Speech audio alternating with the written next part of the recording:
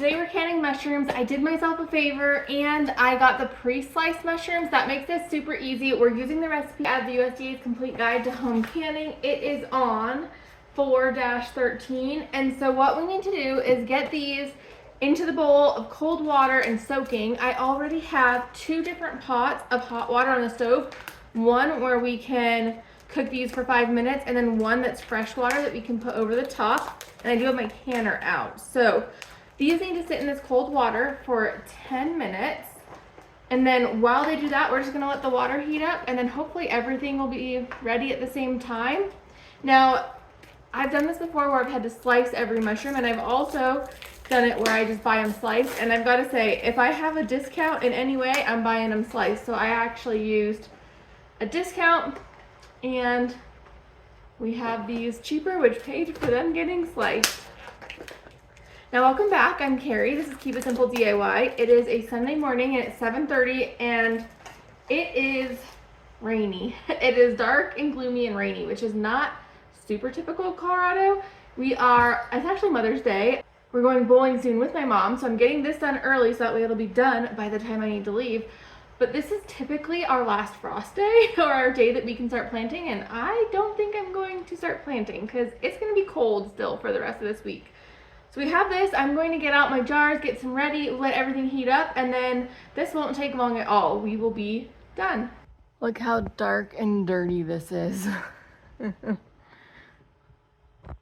Definitely needed to be rinsed off before starting.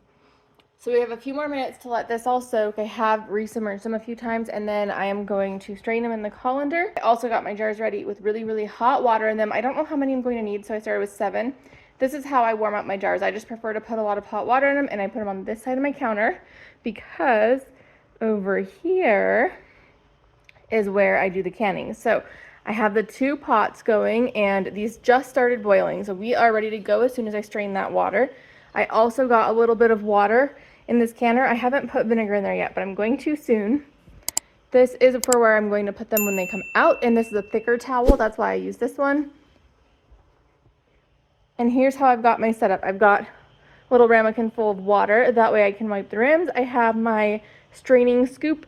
That way I can get them out without the water that they're cooking in. And then I've got this scoop that can get them out and the water. So this is the one I'm going to cook them in. This is the water I'm going to use. It's clean water. I would rather have them flip-flopped, but that's where the burners are that match the sizes. I've got a funnel out. I've got my rings and lids.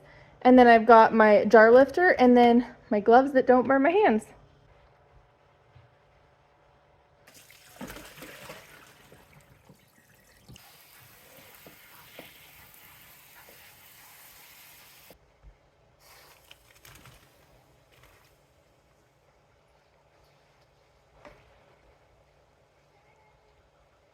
I noticed I was missing my debubbler, so I've grabbed it now. We've been boiling for 5 minutes, so it is time to start filling the jars. Now remember, if you are canning, you want to make sure to follow a safe and tested recipe. So that's what I'm doing here. And I am filling these to 1 inch headspace. And if you're finding this video helpful, please give it a thumbs up. That'll help this video reach other people.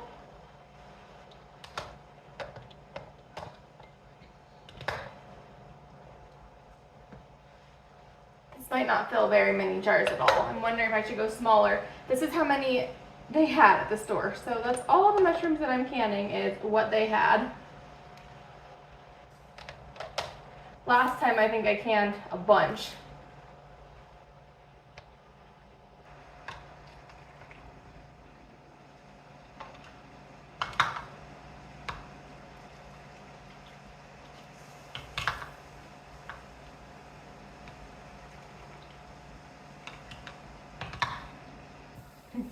Okay, we're at the debubbling stage. Let me check my headspace. I think some of these might be a little there. These are going to shrink down though. Okay, let's get these.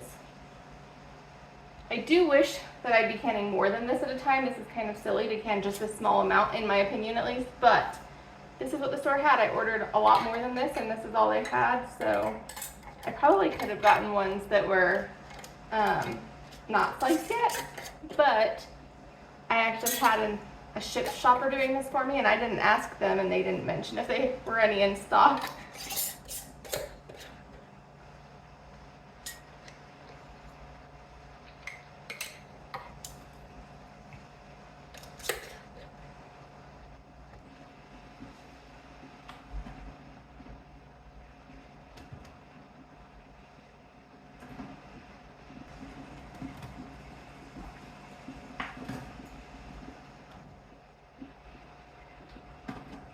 This might be the last one.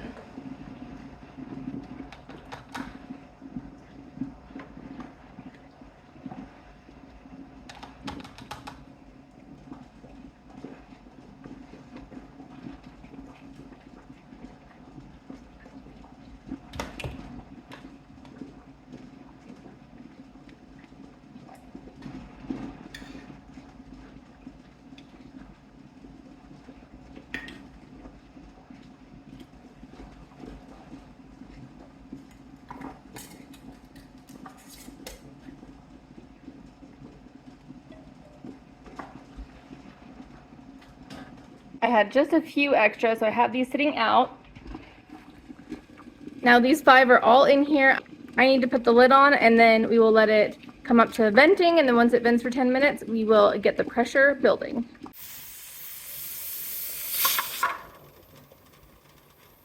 Okay, we're waiting for 15 pounds of pressure because I live at Mile High. And then once it is there, I will start the timer for 45 minutes, and then when it's done, I will just turn off the heat and let it completely come down on its own. These have processed for the full 45 minutes, and they have completely come down in pressure, and I know that because the little steam vent has come down. I always use these funny looking gloves to take this off because that steam burns if it hits you. So I'm going to let it sit like that for just a few minutes, and then I will take the lid all the way off and we'll take them out.